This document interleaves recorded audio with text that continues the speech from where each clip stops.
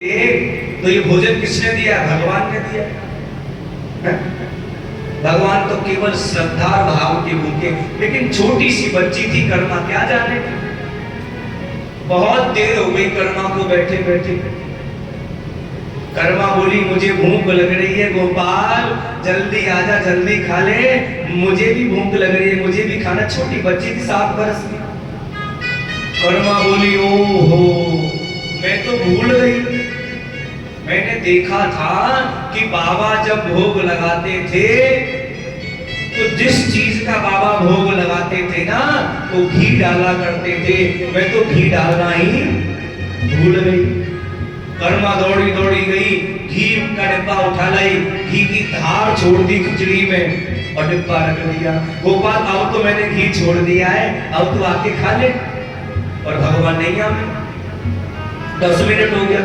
कर्मा बोली ओ मैं तो फिर भूल गई, बाबा जब भोग लगाते थे ना तो तुलसी का पत्ता छोड़ते थे, तुलसी दल छोड़ते थे, मैं तुलसी दल ही छोड़ना भूल गई। कर्मा दौड़ी दौड़ी गई, तुलसी का दल लेकर आई, थाली में छोड़ा खिचड़ी में, अब तो घी भी डाल दिया और तुलसी दल भी छोड़ दिया। अब तो गोपाल आजा खा ले, मुझे बड़ी जोर से भूख लगी है और मैं खिचड़ी खा के घर का काम नहीं करूंगी।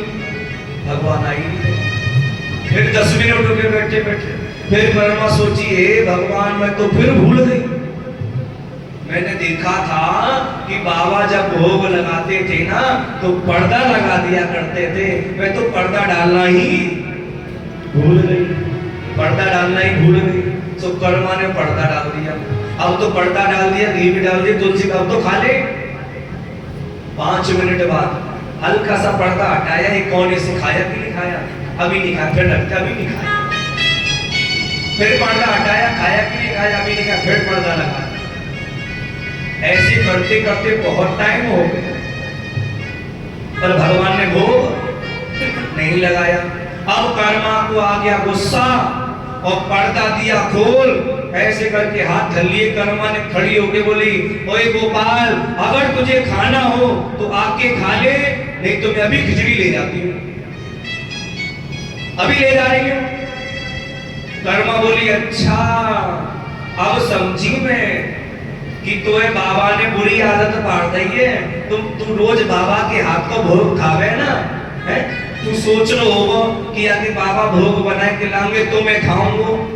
तो सुन बाबा तो 5-6 दिन के लिए गांव से बाहर गए हैं और बाबा के भरोसे बैठो रहो ना, भूखो ही मर जाएगा। या के लैया कह रही है बाबा को छोड़ और खिचड़ी जो बनाई है जैसी तू खा ले। भगवान इतना रीझे कर्मा पर, इतना रीझ गए भगवान कर्मा पर। भगवान की जो मूर्ति रखी थी ना, मूर्ति में से हाथ निकलने लगे हैं भगवान के भोजन करने की, मूर्ति में से हाथ निकले। कर्मा ने कहा करे पकड़, भगवान के दोनों हाथ पकड़े और रस्सी से बांध दिए। मूर्ति में से जो हाथ निकल रहे थे ना भगवान के भोग पाने को। कर्मा बोली अच्छा तेरी चोरी करने की आदत अभी तक ना गई, अभी बता। सो कर्मा ने दोनों हाथ भगवान के पकड़े और रस्सी से बांध दिए। सामने या सामने और मेरे सामने खा, तब मुझे यकीन होगा तूने भोजन किया है, तूने भोग लगाया है। तो मेरे भगवान पे रहा नहीं गया और कर्मा पर भगवान इतना रीझे, भगवान कर्मा के सम्मुख ही प्रकट होकर आ गए। कर्मा ने जैसे ही भगवान को देखा और भगवान के इतने सुंदर छवि को, इतने सुंदर दर्शन करके कर्मा की आंखों में अश्रु आ गए। कर्मा कहती है गोपाल अगर तू बुरा ना माने तो एक बात कह दे। कह दे। बोले रोज तो बाबा भोजन करा में, मोए ना पता कैसा करा में, पर तो देखने के बाद गोपाल मोए ऐसा लग रहे है कि मैं अपने हाथन से तो भोग प्रसाद खिला दूं, तो मैं अपने हाथन से खिला सकती हूँ क्या? भगवान तो रीझे हुए हैं, भगवान तो एकदम बिध गए कर्मा की भक्ति पर। खिला दो, खिला दो।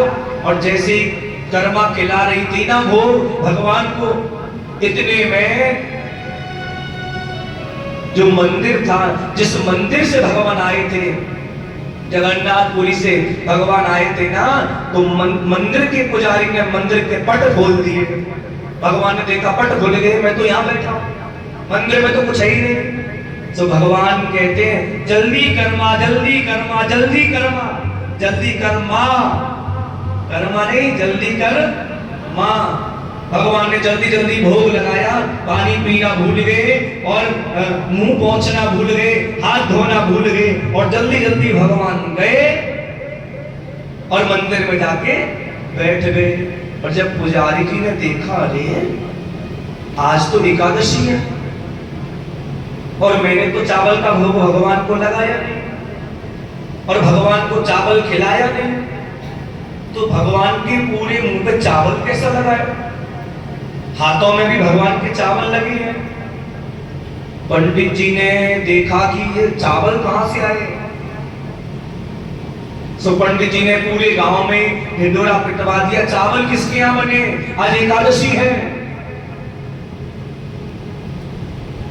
सबने कहा हमने नहीं बनाए, हमने नहीं बनाए, लेकिन कर्मा बाई ने खिचड़ी बनाई। वो छोटी सी बच्ची को उन पुजारी जी ने राजा की जेल में डलवा दिया था कि आज एकादशी को भगवान को चावल का भोग लगाया है। जेल में डाल दिया छोटी सी बच्ची को। तो उसी रात्रि को भगवान जगन्नाथ उन पुजारी जी के सपने में आए हैं और आकर जो रोए हैं जगन्नाथ भगवान, बड़ी जोर से रो रहे हैं और रोते रोते कह रहे हैं पुजारी जी मुझे तुम्हारे लड्डुओं में स्वाद नहीं आ रहा है।